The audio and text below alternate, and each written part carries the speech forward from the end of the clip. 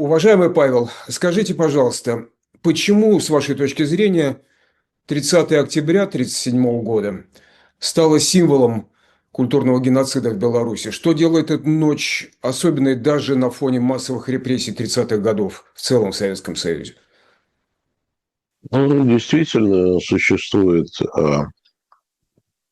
такая дата. Это ночь с 29 на 30 октября, которую последние десятилетия среди белорусских демократических сил называют ночью расстрелянных поэтов.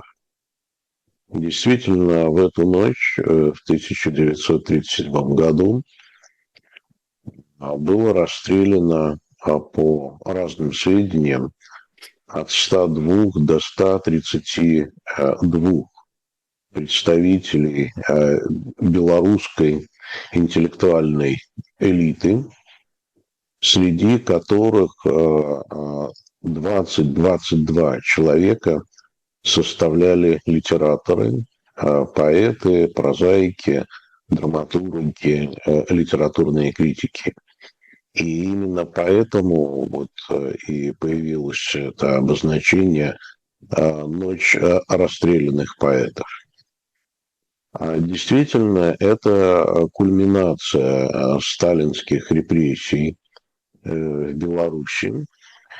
Но чтобы понять, что происходило тогда, нужно углубиться в контекст вообще национальной политики Советского Союза 20-30-х годов и немножко выйти за пределы Беларуси, чтобы понять, что это все на самом деле означало. И начнем с 20-х годов, когда, в общем-то, в Советском Союзе было две такие среди большевистского руководства, две линии в решении национального вопроса. Одна линия такая, условно говоря, ленинская, другая линия, условно говоря, кировская. Ленинская линия, она предусматривала то, что все национальные меньшинства бывшей Российской империи должны получить максимально благоприятные условия для развития своей культуры, для развития языка, образования на этом языке, для формирования национальной интеллигенции и, самое главное, с точки зрения государства, для формирования управленческих кадров. И эта политика, она получила название политики коренизации.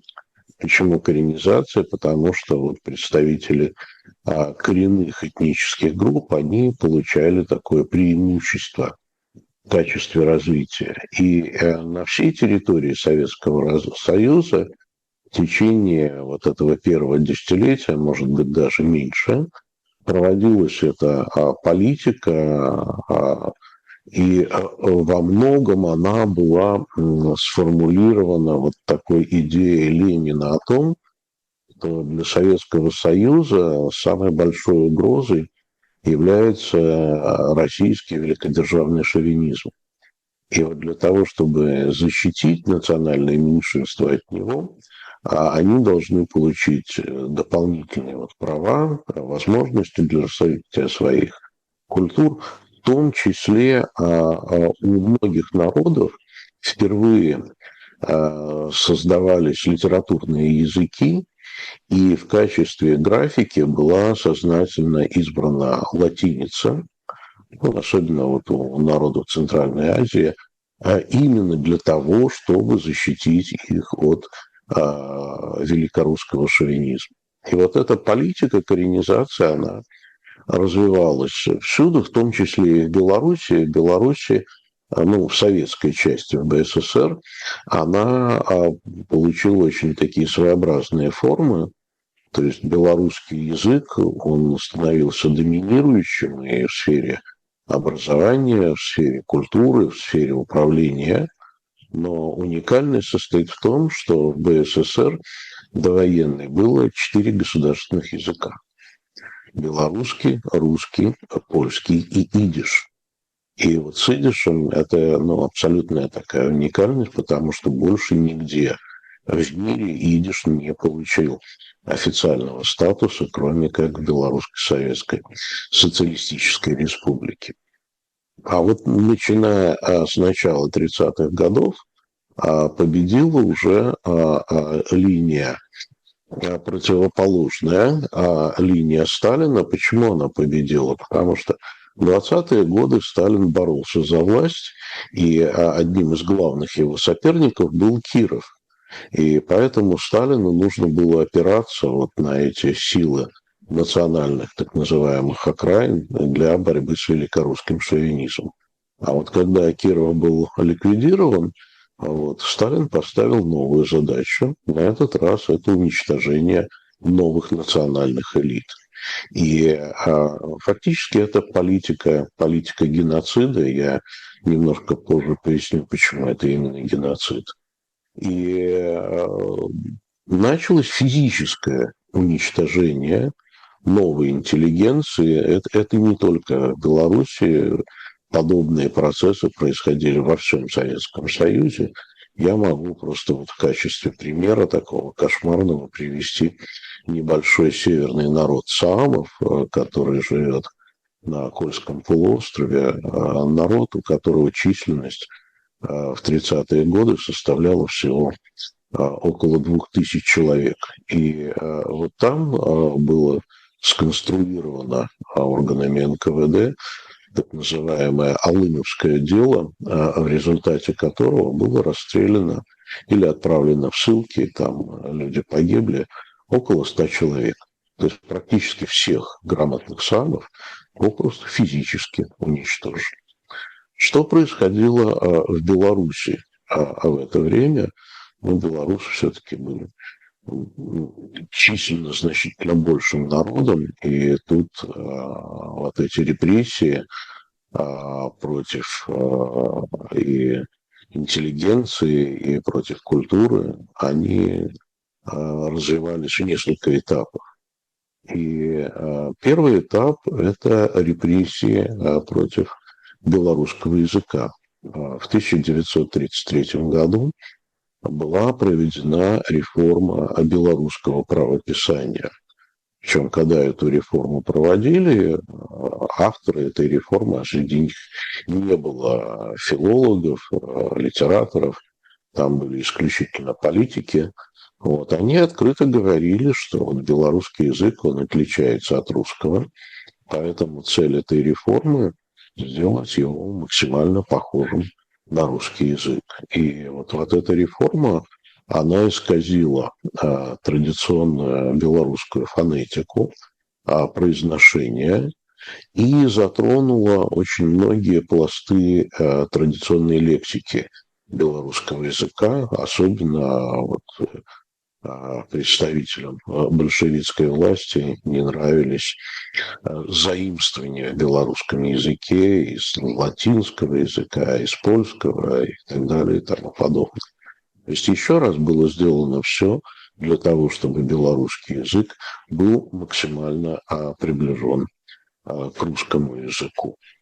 А еще одно направление репрессий – это репрессии против исторической памяти. Всегда, когда пытаются уничтожить народ, то пытаются уничтожить его историческую память. И с 1938-1939 года из школьных программ исчезает отдельный курс «История Беларуси». То есть учебник был, он сохранялся на протяжении всей последующей истории БССР, а отдельного курса не было. То есть просто в курс истории СССР, а курс истории СССР – это в основном история России, Российской империи. В этот курс учителя должны были вставлять отдельные уроки по истории Беларуси. И все, и на этом все. И все это еще и сопровождалось такой чисткой истории, переписыванием ее, в том числе не понравился один из таких культовых героев белорусской истории, Франциска Скорына, восточнославянский первопечатник, которого в конце 30-х годов обозначили как средневекового монаха-мракобеса, хотя на самом деле монахом Франциск Скорына никогда не был. Однако главное направление этих репрессий – это физическое уничтожение интеллигенции и вообще элиты общества. И оно касалось не только белорусской элиты, но и касалось всех тех национальных меньшинств, которые жили на территории Беларуси. И вот если мы возьмем «Ночь расстрелянных поэтов», то среди вот этих 22 литераторов, ну, по меньшей 3 представителя еврейской литературы, которые тоже были в это время расстреляны. А почему это уничтожение национальной элиты? Ну вот, опять-таки, эта традиция уже, она закрепилась, что это ночь расстрелянных поэтов, но я могу сказать, что это была ночь расстрелянных ректоров. 29 октября было расстреляно 3 бывших ректора Белорусского государственного университета. Был расстрелян бывший нарком просвещения. Было расстреляно еще несколько профессоров, специалистов в области ветеринарии, в области географии и так далее и тому подобное. И эта ночь, она, конечно, поражает тем, что вот это физическое уничтожение, оно произошло одновременно. Однако, если взять в целом по подсчетам белорусских историков, во время сталинских репрессий пострадало более 600 человек, представителей белорусской интеллектуальной элиты. И есть такая вот цифра, которая просто леденит кровь в жилах. Это в 1934 году в Белорусской академии наук было 134 аспиранта. Ну, то есть молодых людей, которые готовились продолжать свой путь в науке. А вот в 1938 году осталось только 6. И есть отдельные подсчеты. Ну, в БССР в 20-е годы литературное движение было массовым. Было более 500 человек, которые занимались литературным творчеством. И опять-таки, по подсчетам наших историков, пострадало до 80% из них. Не все были расстреляны, но всех их затронули различные формы репрессий. И существует, я как бы не могу сказать вот на все 100%, что это действительно такая правда, это больше похоже на такую легенду, но известно, что в 1937 году местные органы НКВД готовили арест и расстрел классиков живых в то время белорусской литературы, Янки Купалы и Якуба Колоса. И якобы первый секретарь Компартии Беларуси Пономаренко лично встречался со Сталиным и смог его убедить, что как бы если их расстрелять, то вообще никого не останется. И вот согласно этой легенде Сталин сказал, ну ладно, как бы поменяем ордера на арест на ордена. И действительно Купалу наградили орденом Ленина, но морально человек был сломлен, он пытался и до этого покончить жизнь самоубийством, и при невыясненных обстоятельствах погиб в Москве в 1942 году. Это вот тому, что на самом деле тогда происходило. И я могу еще вот добавить такую деталь. Это из моих бесед с минчанами, которые учились в школах в конце 30-х годов. И вот въелось такое воспоминание, что каждая учебная неделя начиналась с одного и того же. Дети, откройте учебник по белорусской литературе, откройте страницу такую-то, возьмите черный карандаш, закрасьте портрет, имя белорусского литератора, который был объявлен врагом народа. Ну и к этому еще нужно добавить еще несколько таких деталей, что предшествовало вот этим массовым расстрелам. В августе 1937 года был выпущен приказ номер 33, тоже он стал таким вот, как ночь расстрельных поэтов, так и приказ 33 об изъятии литературы врагов народа из библиотек, из издательств и тому подобное. И на самом деле были изъяты десятки тысяч единиц книг, журналов, которые в середине августа сжигали на территории НКВДских тюрем. Ну и, возможно, такой последний штрих, вот этот массовый расстрел ночи с 29 на 30 октября, список расстрельный был включен во всесоюзный расстрельный список.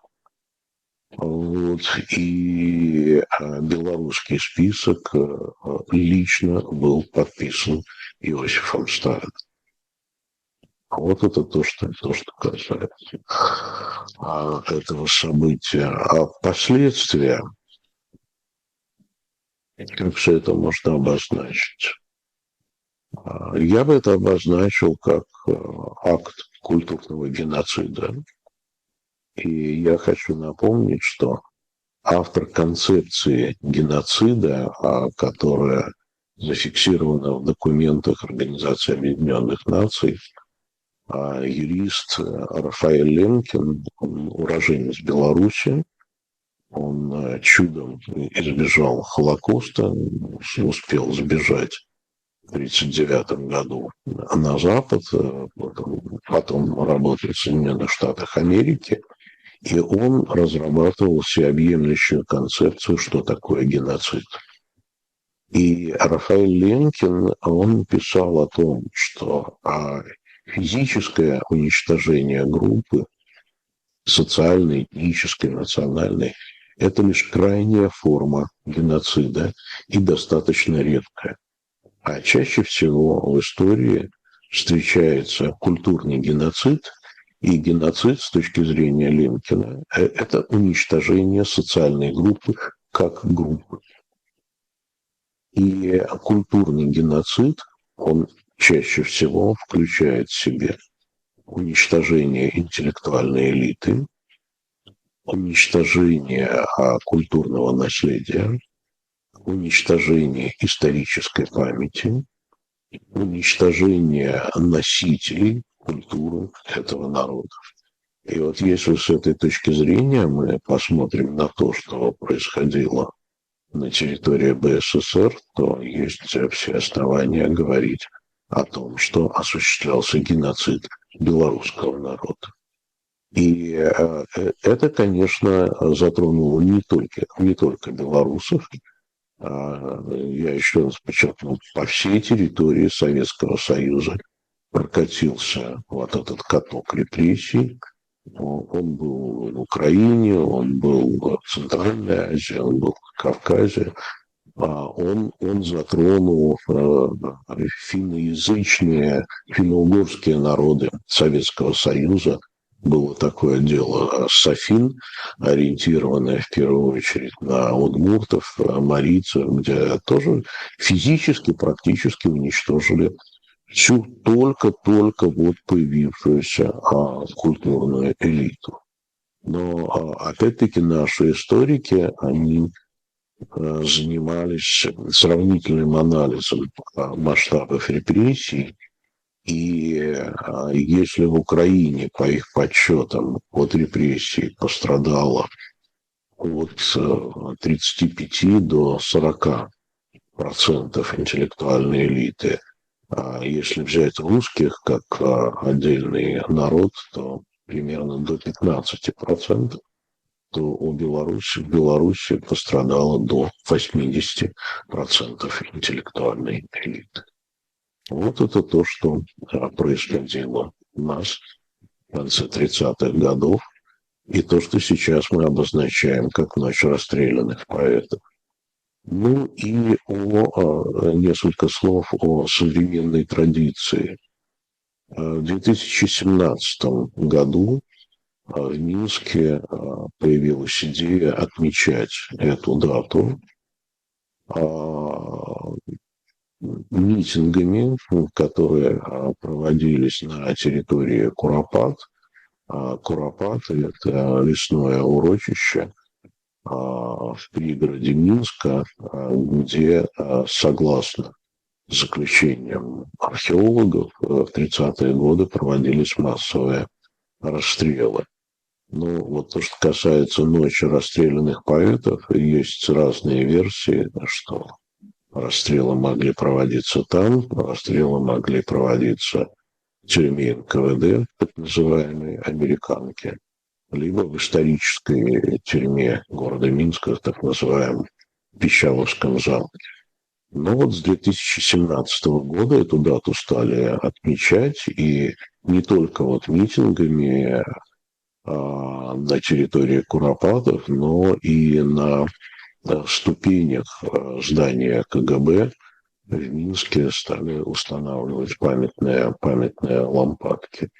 И вот с 2017 года эта дата отмечается регулярно, в том числе в такой форме, как популяризация творчества расстрелянных поэтов, и многие представители культуры белорусской, в том числе рок-музыки, и даже рэперы, они пытались использовать тексты вот, расстрелянных поэтов в своем творчестве и таким образом его популяризировать. Ну и естественно, что и 29 октября 2025 года большое количество мероприятий пройдет с участием белорусской диаспоры по понятным причинам. Что-либо подобное на территории современной Беларуси сейчас абсолютно невозможно. Павел, скажите, пожалуйста, по возможности подробнее, как повлияла эта беда, эта трагедия на развитие белорусской культуры и языка? Ну, самое главное, это такая мощная травма, когда люди стали просто, особенно в столице, в Минске, вот в конце 30-х годов, когда писатели, те, что уцелели, они попросту боялись говорить на белорусском языке, потому что сам факт вот его употребления мог стать поводом для обвинения там, в национал-фашизме, буржуазном национализме, вот, шпионаже, сговоре и так далее и тому подобное. А самое главное – это страх. И вот я могу сказать, что если там проводить параллели с теми же самыми удмуртами, вот, последствия были те же самые. Вот, на целое поколение был посеян страх того, что нельзя себя связывать со своей национальной культурой. Ну и то, что касается вот этой расстрелянной генерации, самому старшему из расстрелянных поэтов было 47 лет, а средний возраст был до 30. То есть, ну, фактически вот целая генерация творческих людей была уничтожена. Можно ли говорить о восстановлении сейчас культурной традиции и преемственности? Есть ли для этого какие-то условия, возможности и наследие вот тех погибших людей доступно ли? Да, и есть большое количество публикаций, и в том числе и сборники с их произведениями. И вот эта новая традиция отмечания Ночи расстрелянных поэтов, она способствовала вниманию общества белорусского к творчеству литераторов 30-х годов. Раньше такого все-таки не было. Вы имеете в виду сейчас такую доступность в Беларуси Лукашенко или для белорусов в диаспоре? Ну, абсолютно понятно, что в Лукашенской Беларуси все это может быть таким же вот поводом для репрессий. Единственное отличие от 30-х годов в том, что не расстреливают, а все остальное очень-очень похоже. И в основном все это, что вот это происходит сейчас, это заслуга белорусской диаспоры в Литве, Польше, Грузии, Германии, других странах, где нас достаточно много. Спасибо большое, Павел. Спасибо.